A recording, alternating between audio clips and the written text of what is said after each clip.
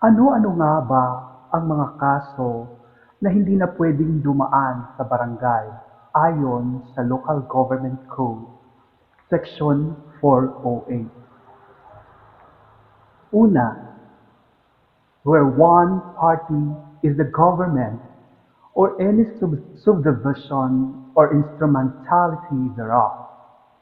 Ibig sabihin nito, kung ang irereklamo mo ay yung barangay mismo or any government agency, diretsyo na po ninyo itong pwedeng i-file sa korte. Pangalawa, where one party is a public officer or employee and the dispute relates to the performance of his official function. Halimbawa, nagkaroon ng reklamo sa isang pulis, pwede na kaagad mag-file sa korte. Pangatlo, offenses for which the law prescribes a maximum penalty of imprisonment exceeding to 1 year or a fine not over 5,000 pesos. So pag ang parusa ay lalampas ng 1 taon at ang multa ay lalampas ng 5,000, ito po ay pwede na pong idiretso i-file sa ating mga korte. Number 4, offenses where there is no private offended party, like kaso sa drugs, wala po tayong ma-offend na parties dyan. So, pwede po ididiretso na natin ang pag-file nito sa hukuman. Panglima, where the dispute involves real property located in different cities or municipalities, under the parties thereof agree to submit their difference amicable settlement by an appropriate lupon.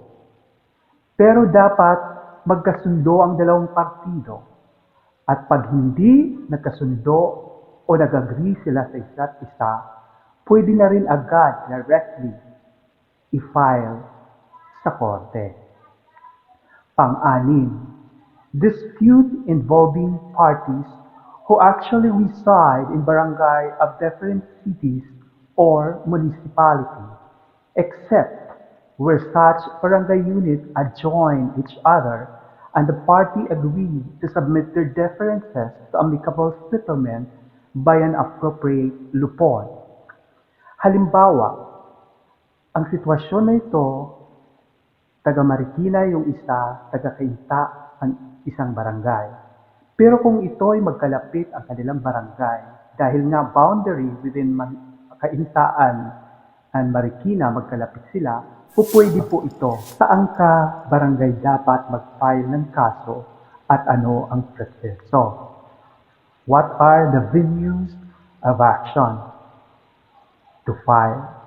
1. Kapag nakatira ka sa isang barangay, kung saan parehong barangay nyo, doon mo ipa-file ang kaso o reklamo mo.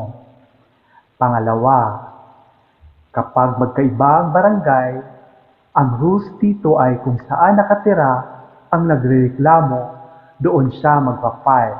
Kung halimbawa naman, madami siyang nirereklamo at iba-iba ang barangay na kinasasakupan ng kanyang mga nirereklamo, siya po ay mamimili kung saan niya gusto mag-file. Pangatlo, kapag ang kaso ay may kinalapan sa lupa or property, dapat doon ka mag-file kung saan located yung property. Number 4, kapag ang kaso ay may kinalaman sa workplace or institution, dapat mag-file ka kung saan yung workplace mo or opisina or yung institusyon located. Ang pag-issue ng certificate to file action.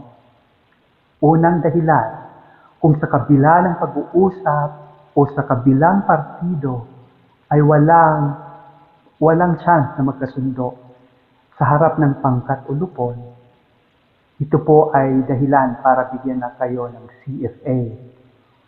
kapag may repudiation na nangyayari, pag ito hindi na pag hindi siya dishated at may talagang pagtutol, ito rin po ay mawawalan ka ng karapatan sa kaso for seeking judicial course or filing counterclaim.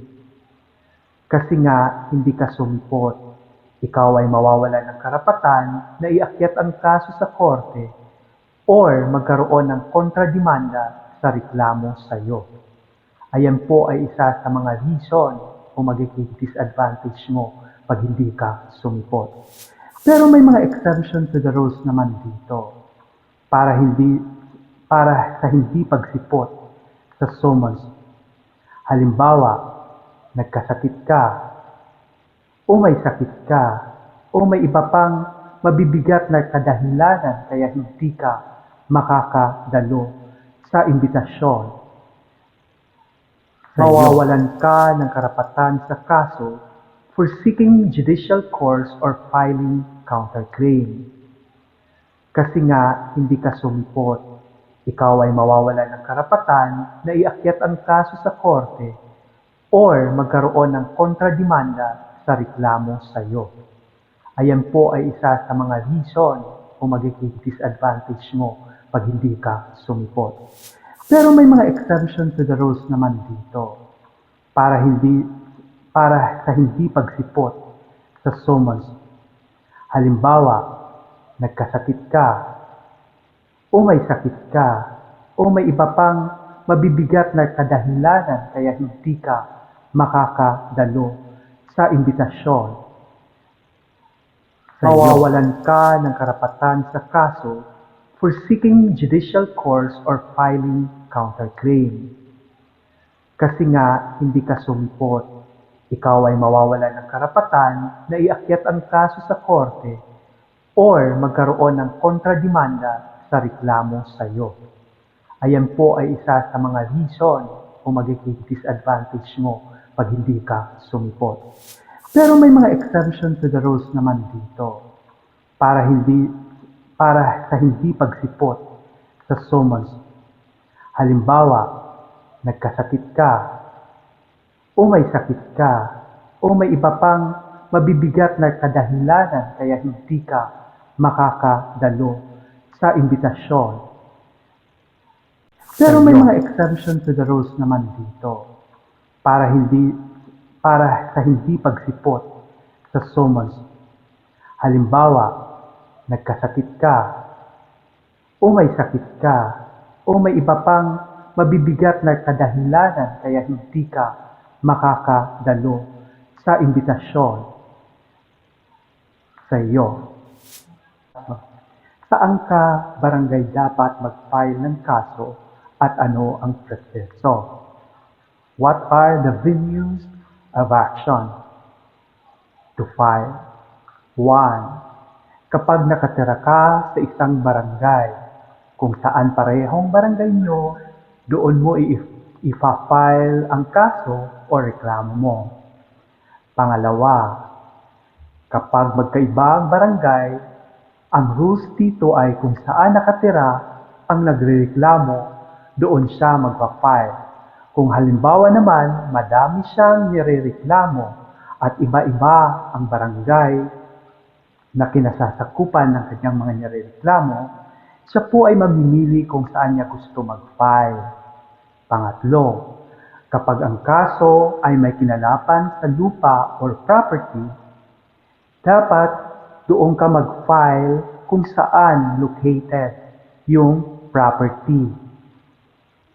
Number 4, kapag ang kaso ay may kinalaman sa workplace or institution, dapat mag-file ka kung saan yung workplace mo or opisina or yung institusyon. Pero may mga exemption to the rules naman dito para sa hindi pagsipot sa summons.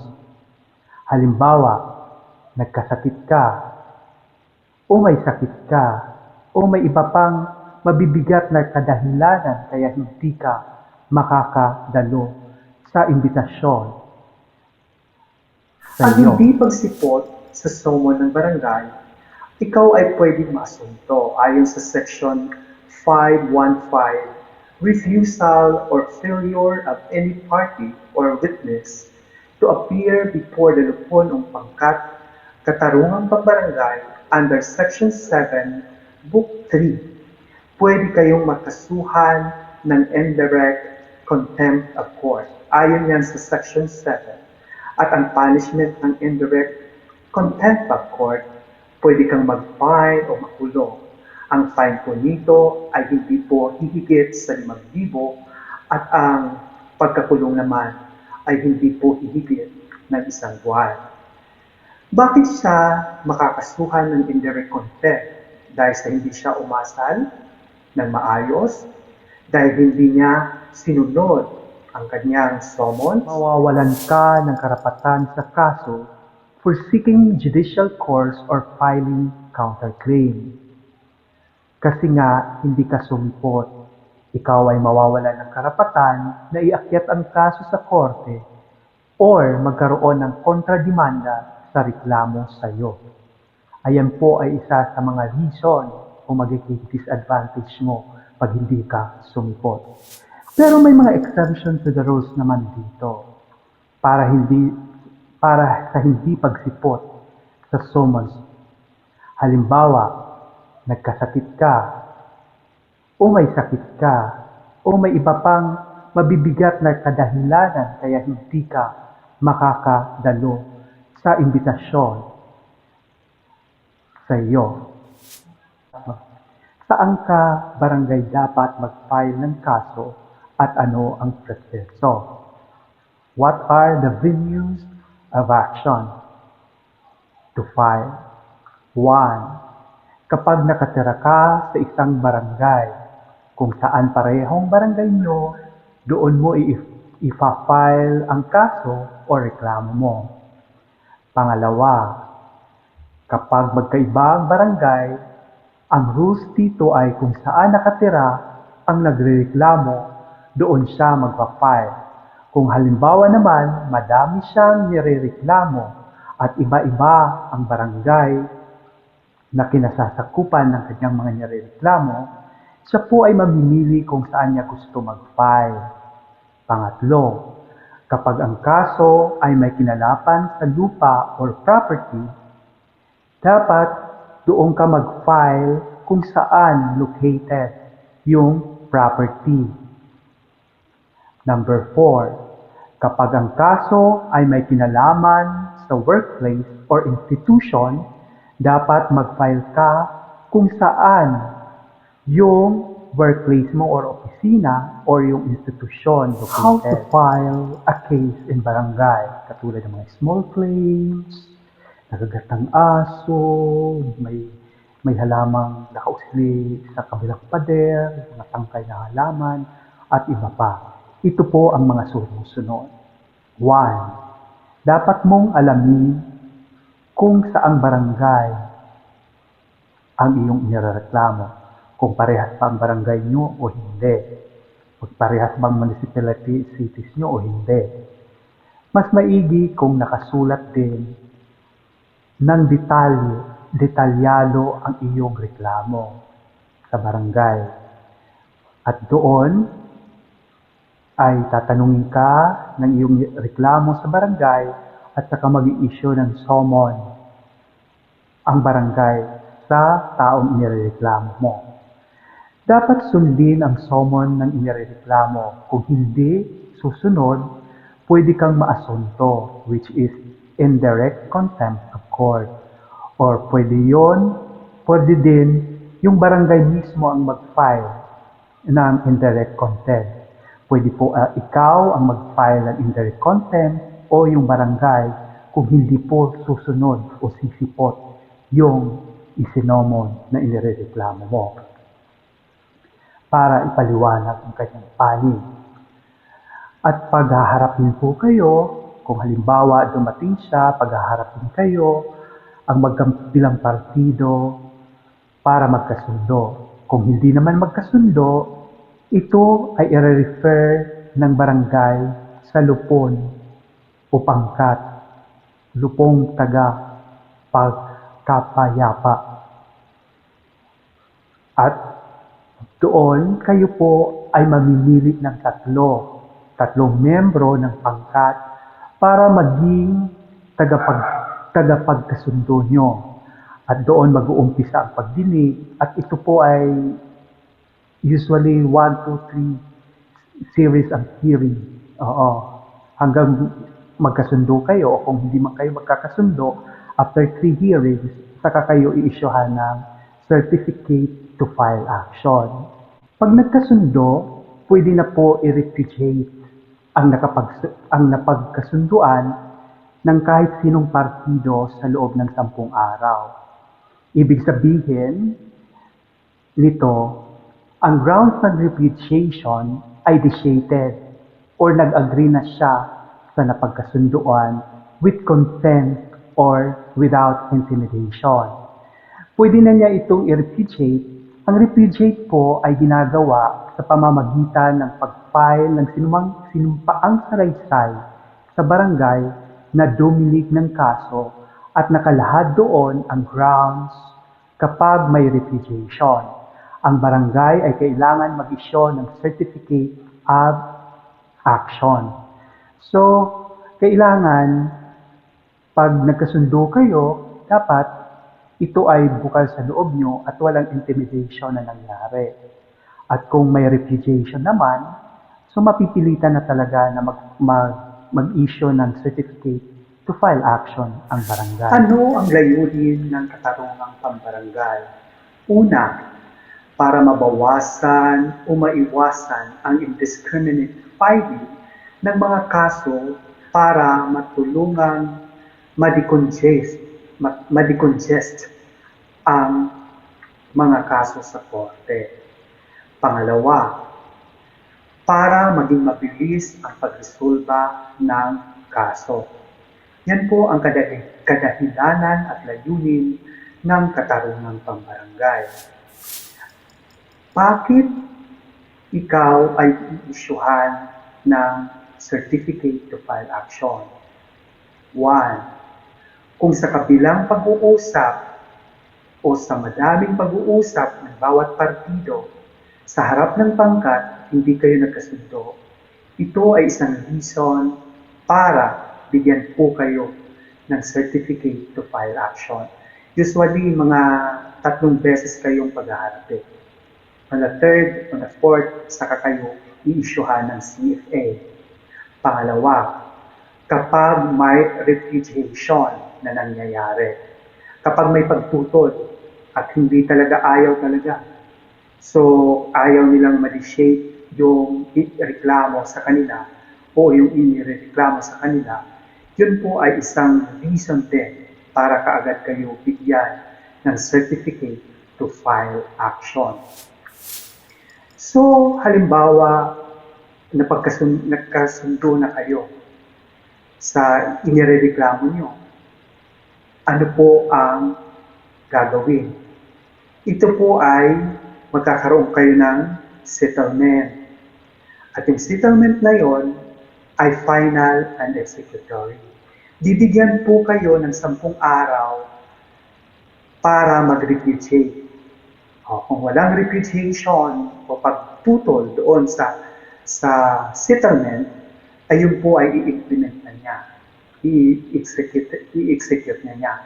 Within 10 days dapat nag-repudiate ka kung may pagtutol ka. Kasi magiging vitiated na po siya after that. Hindi sinunod yung pinagkasunduan ninyo sa barangay. Ito po ay pwede niyo pong i-file agad sa korte. At ang korte ay magbibigay ng 6 na buwan na palugit para i-execute o gawin ang napagkasunduan. At kapag ito po ay hindi na-execute within 6 months, kayo po ay magpa-file ng panibagong action, separate action sa settlement ninyo. Ano naman ang mangyayari kung hindi ka sumipot sa summon ng barangay? Ayon sa Section 515, refusal or failure of any party witness to appear sa lupon, ay ito'y may kaparasahan din. Opo, pwede po kayong kasuhan ng barangay o nung nagrereklamo ng contempt of court. Ito po ay may kulong at fine, kaya dapat sisiputin po rin nyo. Pero may exemption naman po yan. Kung halimbawa may mga valid o mabibigat kayong reason, bakit hindi kayo makakasipot? Ano naman ang mga kaso na hindi na kailangan dumaan sa barangay? Basta yung mga kaso na uh, ang fine ay more than 5,000 at ang kulong ay more than 1 year. Yan po ay kailangan, yan po ay pwede na agad directly i-file sa court. Ito po ay i-discuss ko later on. Panoorin po ninyo habang sa dulo kasi ito pong intro ko ay binibigay ko lang yung point, yung summary of it. Pero yung explanation po nasa dulo po ng ano. Kasi himayin po natin yung batas tungkol dito sa local government code. Dito po natin i-discuss ang mga yan sa loob po ng video na ito. So, i-unti-untiin po natin. Lagi yung tatandaan na ang pag magandang performance na pupunti ang naipapile na CFA ng isang barangay, ito po ay magandang points kasi minomonitor po sila ng DILG. Pag madami pong reklamo o CFA na ipinibigay sila, ito po ay demerit ng isang barangay. So, usually, hanggat maaari ang gusto ng barangay, wala sila na i-issue na certificate to file action kasi nagiging maganda ang kanilang standing sa mata ng DILG. Kasi lahat po ng barangay ay minomonitor yan. So kung pag madaming nare-resolve sila sa barangay, the more na binibigyan sila na magagandang points ng DILG. Pero kung madami silang CFA na i-issue within a month or a year, ito po ay demerit. Paano kung ayaw o hindi tumupad ng pinagkasunduan ang inirereklamo? Sinasabi sa batas, ang settlement sa barangay ay final and executory. Siya po ay after 10 days po, kung walang repudiation, ang napagkasunduan ay maituturing na final judgment of court na. So kung walang pagtutol, walang nag-repudiate at ito'y decided na, within 10 days, dapat na-execute na yung final decision kung walang repudiation. So, ang nirereklamo, pwede kagad dumiretso mag-file sa court kung hindi niya tinupad yung pinagkasunduan nyo sa barangay sa loob ng 6 na buwan. Ang court ay magbibigay para i-execute ang judgment at pag lumipas na ang 6 months, kailangan mag-file ka uli ng panibagong separate action. So kung halimbawa, ito ay lumampas na ng 6 months, magpa-file ka uli ng action. Kaya dapat iyon ay ma-implement o ma-execute within 6-month period. Or else, magpa-file ka uli ng panibago. Mayroon din mga dispute na kailangan ng agarang solusyon. Dispute where urgent legal action is necessary ayon sa Supreme Court Administrative Circular 14-93. 1. Criminal cases where accused is under police custody or detention. 2. Petition for habeas corpus by a person illegally deprived of his rightful custody over another or a person illegally deprived on acting in his behalf.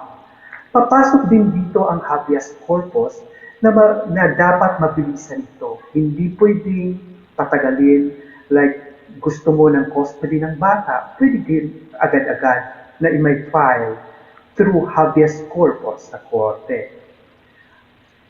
Letter C, or number 3, action coupled with provisional remedies such as preliminary injunction, attachment, delivery of personal property, and support during pendency of an action. Halimbawa, humihingi ka ng suporta sa iyong anak, para sa iyong anak, ito'y ito'y kailangan ng mga attachment o injunction at kaya kailangan kang mag-file ng habeas corpus para habang dinidinig ang kaso ay sinusuportahan na niya yung anak niya. Letter D, or number 4, actions which may be barred by statute of limitation. Ito medyo technical na. Halimbawa, yung questioning mo is tungkol sa validity of prescriptive period. Kasi hindi mo alam na may prescriptive period pala yung kaso. Kaya yung desisyon ng korte ay iyong question. So ngayon, dahil hindi ka na-inform sa validity, yun nga, question mo. So ngayon, discretion yun ng korte kung iaalaw ka uli niya na mag-file ng case katulad ng iyong inireklamo. Number 2, where the dispute arises from the comprehensive agrarian report. Halimbawa, kung ang mga pinag-aawayan o inireklamo ay tungkol sa CLOA or tenant claims, ito po ay dapat agaran na according to Supreme Court Administrative Circular 1490-93. Labor dispute or controversy arising employer or employee relation. Halimbawa, illegal dismissal, punta na kayo kaagad sa korte o sa labor arbitrary at iba pang case na katulad nito. Diretso na po kayo. Number 4, action to annul judgment upon compromise which may be filed directly in the court. Yan po yung mga halimbawa na dapat agarang may solusyon ayon sa Supreme Court Administrative Circular 1493. What is katarungang pambarangay? Ang katarungang pambarangay is a system for amicable settlement of dispute of barangay. It is an out-of-court resolution of conflict by the community member themselves under the guidance of the punong barangay or punong barangay, and without intervention of legal counsel and representative. Who is the chairman of the lupon? The punong barangay is the chairman of the lupon. How many members are there? According to the revised Katarungan Pambarangay Law, the lupon is composed of the punong barangay and 10 to 20 members, and the lupon shall be constituted every 3 years and every 3 years. What are the qualifications of lupon member? The person is a resident of a working in the barangay and not disqualified by law for some reason, and must possess integrity, impartiality, independence of mind, sense of fairness, and reputation of probity may be appointed member of lupon. What are the functions of lupon? Function of lupon exercise administrative supervision over the conciliation panel, meet regularly once a month to provide forum for exchange of ideas among its members and the public on the matter relevant to the amicable settlement of the dispute, and to enable various conciliation panel members to share with one another their observation and experiences in effecting speedy resolution of dispute, and in exercise such other power and perform such other duties and functions as may be prescribed by law or ordinance. What is the term of office of lupon members? Lupon members shall hold office until a lupon is constituted on the third year following their appointment, unless the term of any of the lupon member is sooner terminated by resignation, transfer of residence or place of work, or withdrawal of appointment by the punong barangay with the concurrence of the majority of the member of the lupon. Are lupon member entitled to compensation? They serve without compensation except for certain honoraria, allowance, and other emoluments as authorized by law or barangay, municipal, or city ordinance. How much is the filing fee? Minimum of 5 pesos nor more than 20 pesos. What disputes and offenses covered by Katarungang Pambarangay? Almost all civil dispute and every criminal offenses punishable by imprisonment not exceeding 1 year or a fine not exceeding 5,000 are subject to amicable settlement under the Katarungang Pambarangay, where parties involved are individuals who are residing in the same cities or municipalities. What dispute and offenses are not covered by the Katarungang Pambarangay? Under Section 408 of the Local Government Code enumerates the instances that is not subject to amicable settlement, where one party is the government or any subdivision or instrumentality thereof, where one party is a public officer or employee and the dispute relates to the pair offenses punishable by imprisonment exceeding 1 year of a fine of 5,000, and offenses where no private party or individual offended, like trafficking violation, jaywalking, vagrancy, sidewalk vending, mendicancy, and prostitution, where the dispute involves real property located in the different cities or municipalities under the parties thereof, to agree to submit their differences to amicable settlement by an appropriate lupon. Dispute involving parties who are actually reside in barangay of different cities or municipality, except where such barangay units adjoins each other and the party thereof agree to submit their differences to amicable settlement by the appropriate lupon. Such other classes of dispute which the President of the Philippines may determine in the interest of justice and upon the recommendation of Secretary of Justice.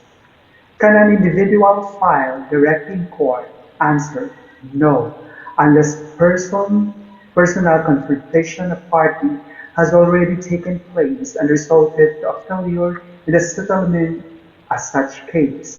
What happened when a case outside the jurisdiction of the Katarungang Pambarangay is settled amicably at the barangay level?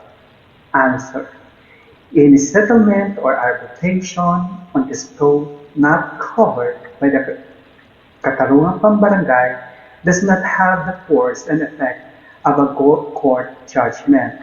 They are merely private contracts and cannot be enforced through execution by the lupon or court. What is mediation? Answer: mediation at the first process of settling a dispute under the Katarungang Pambarangay. It is performed by the punong barangay as lupon chairman, who is given authority to summon the disputant for a face-to-face meeting beforehand for the purpose of expeditiously and amicably settling their differences. What is conciliation? Conciliation is the extension of amicable settlement in the case of mediatory effort of the punong barangay did not result to reconciliation within the 15 days from the start of the proceeding